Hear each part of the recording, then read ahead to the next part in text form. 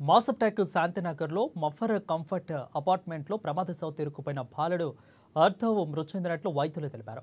ఇక 3వ ఫ్లోర్ నుంచి కిందకు దిగే క్రమంలో ప్రమాదవశాత్తు ఆర్ధవ్ లిఫ్ట్లో ఇరుక్కుపోయాడు. ఇక పోలీసులు వెంటనే ఫైర్ సిబ్బందిని హైడ్రా డిఆర్ఎఫ్ పలకాలను కూడా రప్పించారు. సిబ్బంది కట్టర్ల సహాయంతో లిఫ్ట్ను కట్ చేసి బాలుని బయటకు తీశారు. వెంటనే బాలుని నీలోఫర్ ఆసుపత్రికి తరలించి చికిత్స అందించారు. అయితే బాలుడు పొట్ట వెనుక భాగంలో తీవ్రంగా గాయాలయ్యాయి.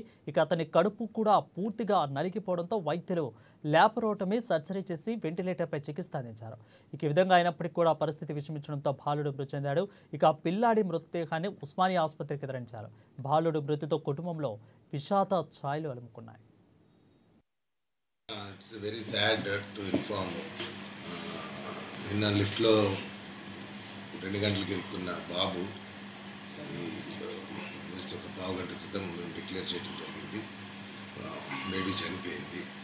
సో మా టీము, మా paediatricians, paediatric surgery, anaesthesia, cardiology, neurology, everybody 24 hours totally baby మీద పనిచేశారు.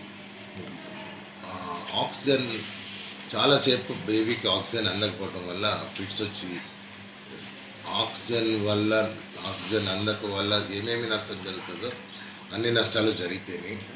అందులో కిడ్నీస్ కూడా పాడైపోయినాయి.